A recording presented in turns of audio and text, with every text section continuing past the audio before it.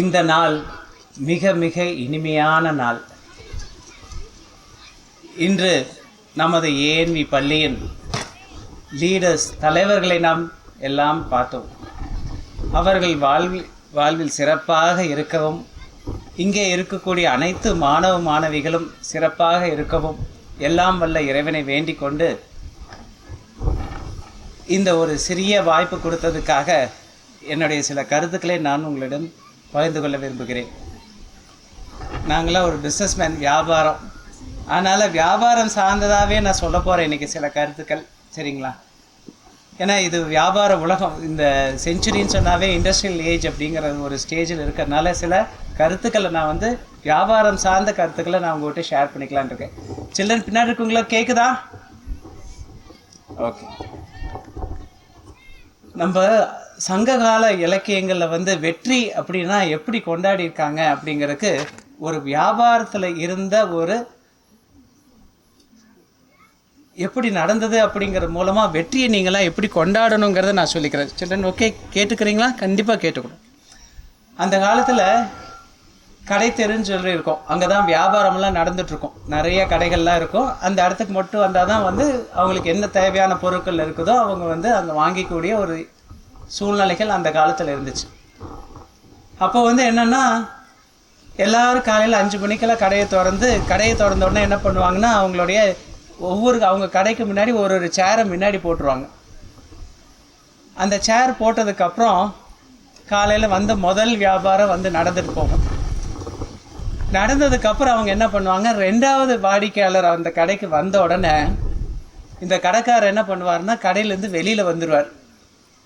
கடையிலேருந்து வெளியில் வந்துட்டு அவர் முதல் இது என்னென்னா அந்த கடை தெருவில் மற்றவங்களுக்கு யாருக்காவது கடை முன்னாடி சேர் இருக்குதான்னு பார்ப்பார்.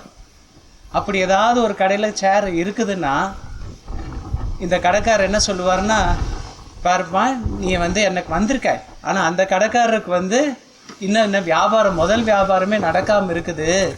அதனால் நீ போய் முதல் எடுத்தன்னா அந்த கடையில் இன்றைக்கி போய் அந்த கடையில் போய் வாங்கிக்கோ, அதுக்கப்புறமேல வேணால் நாளைக்கு வரப்போ என்னோடய கடைக்கு நீ வந்துரு அப்படின்னு சொல்லிட்டு அந்த வியாபாரத்தை அவர்கிட்ட பகிர்ந்துப்பாங்களாம். இப்படி தான் நம்மளுடைய வெற்றி. சில்ட்ரன், நமக்கு கிடைச்ச வெற்றி அதுதான். நம்ம என்ன வெற்றி கிடைச்சாலும் நம்ம மற்றவங்களோட பகிர்ந்துக்கணும். ஓகே சில்ட்ரன், நீங்கள் எப்போ ஷேர் பண்ணுறீங்களோ அப்போ தான் உங்களுடைய வாழ்க்கையும் சரி, உங்களுடைய டீம் மெம்பர்ஸோடைய வாழ்க்கையும் ரொம்ப ரொம்ப சிறப்பாக இருக்கும். சரியா சில்ட்ரன்? பண்ணிடுவீங்களா? இது நம்ம குடும்பத்தில், இங்கே நம்ம ஸ்கூல்லேயும் சரி, குடும்பத்துலேயும் சரி, சொசைட்டிலையும் சரி, நீங்கள் கிடைச்ச வெற்றியை ஷேர் பண்ணுறப்ப தான் நீங்கள் உண்மையான வெற்றியாளர்கள்.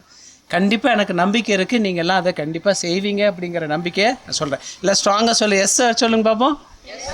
Very good, all the best. Okay. 2வது, வாழ்க்கையில் சில விஷயங்கள் நம்ம எதிர்பார்ப்போம், நமக்கு அது கிடைக்காம போகும். உண்டுங்களா? எல்லாத்துக்கும் வாய்ப்புகள் அமைப்புகள் இருக்குதுங்களா? நம்ம நிறைய எதிர்பார்ப்போம், கிடைக்காம போகும். இல்லை நமக்கு கிடைச்சிருக்கும், நடுவில் திடீர்னு வெளியில் நம்ம வாழ்க்கையில் விட்டு வெளியில் போயிருப்பாங்க. சரிங்களா? இது ஒரு தோல்வி மாதிரி தான். சரிங்களா? ஆனால் இப்போ நிறைய தோல்விகள் தான் நிறைய வெற்றிகளுக்கு உண்டான முக்கிய காரணமே. வெற்றிக்கு உண்டானது மகிழ்ச்சி அப்படின்னு சொன்னால் கூட இந்த தோல்வி தான் என்ன பண்ணுன்னா நம்மளை மேம்படுத்தும், அடுத்த ஸ்டெப்புக்கு போகணும். ஒவ்வொரு தோல்வி தான் நம்மளுடைய வெற்றிக்கு உண்டான படிகள்னு சொல்லுவாங்க. நம்மளுடைய பழைய நிறைய லீடர்ஸ் எடுத்துன்னு ஆப்ரஹாம் லிங்கன்லாம் தன்னுடைய ஸ்கூலில், காலேஜில், கல்யாண லைஃப்பில், ஒரு முனிசிபல் எலெக்ஷனில், அந்த மாதிரி ஒவ்வொரு இடத்துலையும் அவர் தோல்வியை கண்டிருக்கார். ஆனால் அதை தோல்வியை அவர் அதை மீண்டு அவர் அமெரிக்க நாட்டு நம்ம என்ன செய்யறோங்கிறது முக்கியம் இல்லை, நம்ம செய்யக்கூடிய காரியம் மற்றவங்களை விட நம்மளது சிறப்பாக இருக்கணும் அப்படிங்கிறது. நம்ம எந்த காரியத்தை செஞ்சாலும் நம்மளால் கண்டிப்பாக வெற்றி அடையணும். சில்ட்ரன், இது நீங்கள் கண்டிப்பாக மனசில் வச்சுக்கணும். நீங்கள் எந்த சப்ஜெக்ட் எடுத்தாலும் சரி, மேக்ஸ் எடுக்கிறீங்களோ, சயின்ஸோ, லாங்குவேஜோ, அதில் உங்களை மீறின வரைக்கும் வேறு எந்த ஸ்டூடெண்ட் இல்லாத அளவுக்கு நீங்கள் ஷைன் பண்ணி காமிச்சிங்கன்னா, எப்படி அந்த நபர் சமோசா விற்றே அவ்வளோ பெரிய நபர் ஆனவரோ, அந்த மாதிரி நீங்கள் ஒரு சப்ஜெக்ட் எடுத்து நீங்கள் அதில் சிறப்பாக இருங்க. அது சப்ஜெக்டாக இருந்தாலும், படிப்பாக இருந்தாலும் சரி, விளையாட்டாக இருந்தாலும் சரி, அதில் திறம்பட இருந்தீங்கன்னா கண்டிப்பாக நீங்கள் சொல்கிறேன், நீங்கள் ஒவ்வொருத்தரும் ஒவ்வொரு வெற்றியாளர் தான். இப்போ இதெல்லாம் வந்து இந்த நம்ம ஸ்கூலுடைய சிறப்பு என்னங்கிறது நான் இந்த நேரத்தில் கண்டிப்பாக நான் சொல்ல விரும்புகிறேங்க. வள்ளுவர் சொல்லுவார், எப்பொருள்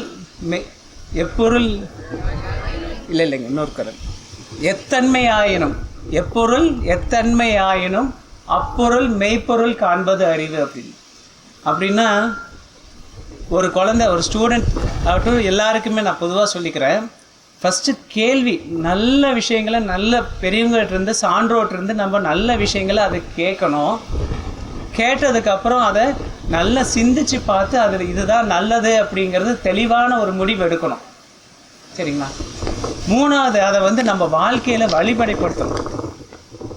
இதுக்கு ஒரு சிறந்த இடம் அப்படின்னா நான் கண்டிப்பாக நம்மளுடைய ஏஎன்பி பள்ளியை தான் நான் கண்டிப்பாக நம்மளுடைய தேர்ந்தெடுப்பாக இருக்கும்.